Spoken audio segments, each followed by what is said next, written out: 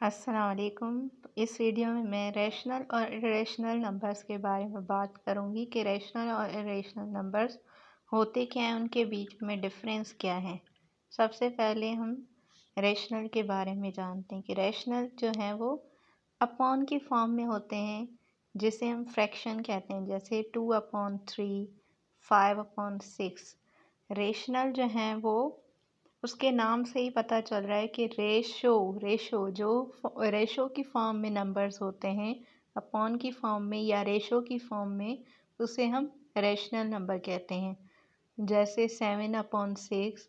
और ये इंटीजर्स होते हैं, माइनस के भी, नेगेटिव भी इंटीजर्स हो सकते हैं, पॉजिटिव इंटीजर्स भी हो सकते हैं, जैसे 5, 6, देन -4, -8। ऑल रैशनल जो नंबर हैं वो इंटीजर्स होते हैं, नेगेटिव और पॉजिटिव, जब तक वो हमें पॉइंट में वैल्यू ना देते हैं। इनको देख लेते हैं। जैसे हमारे पास 8 नंबर है, ये पॉजिटिव इंटीजर्स हैं, इसको हम अपॉन की फॉर्म में भी लिख सकते हैं। फॉर एग्जांपल 16/2 का आंसर हमारे पास 8 आता है, तो हमने इसको फ्रैक्शन की फॉर्म में लिख दिया कि 16/2।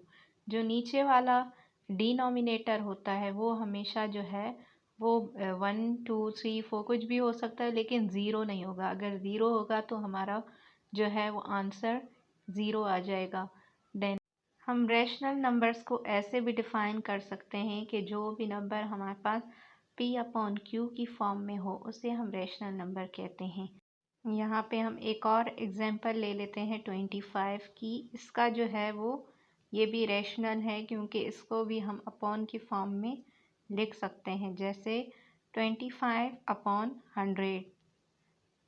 सो 25/100 को जब हम डिवाइड करेंगे तो हमारा जो आंसर आएगा वो 1/4 के इक्वल आएगा। और ये जो है वो रेशनल नंबर है, क्योंकि दोनों हमारे 1/4 हैं और दोनों जो हैं वो पॉजिटिव इंटीजर्स हैं। और मैंने पहले ही बता दिया है कि इंटीजर्स जो हैं वो रेशनल नंबर्स होते हैं। ताकि हमारा कॉन्सेप्ट ज़्यादा क्लियर हो जाए, इसलिए हम एक और एग्जांपल देख लेते हैं, जो है 15 की। 15 = 15/100।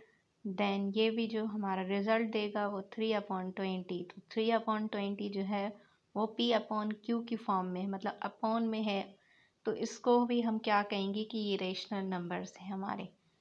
देन हम क्या करेंगे, जब इनको डिवाइड करेंगे तो हमारा जो आंसर आएगा वो 0.66 आएगा। और 6 जो है वो रिपीट होगा। अगर वैल्यू जो है वो रिपीट होती रहेगी पॉइंट के बाद, तो उसे हम रेशनल नंबर्स कहते हैं। ये दूसरी वजह है कि हम रेशनल नंबर को कैसे पहचानें, कि जो वैल्यू जो है पॉइंट के बाद रिपीट हो तो उसे रेशनल नंबर कहा जाता है।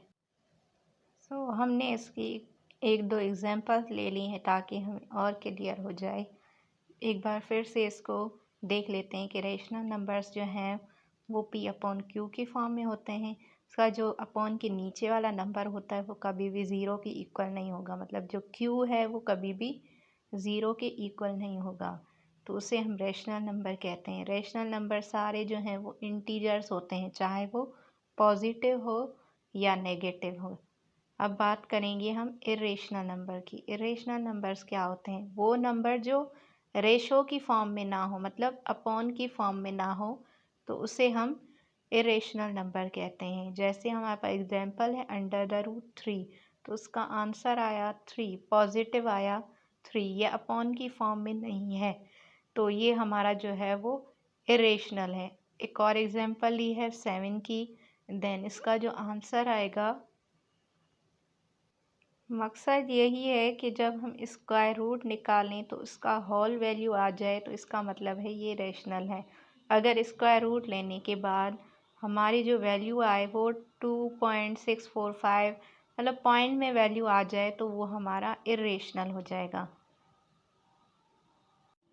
जब हमने 7 का अंडर रूट निकाला तो उसकी वैल्यू जो है वो आई 2.645753, मतलब नंबर जो है पॉइंट के बाद रिपीट नहीं हो रहे थे, तो इसलिए हमने बोल दिया कि √7 जो है वो इरेशनल नंबर है, ना कि रेशनल। सारे अंडर रूट जो हैं वो इरेशनल नहीं होते, बल्कि उनमें से जिनकी वैल्यू पॉइंट में आए वो इरेशनल होते हैं। दूसरा एग्जांपल हमने लिया है पाई की वैल्यू जो होती है 3.141592 वो भी क्या है हमारे पास इरेशनल होती है। होप आपका कॉन्सेप्ट क्लियर हो गया होगा।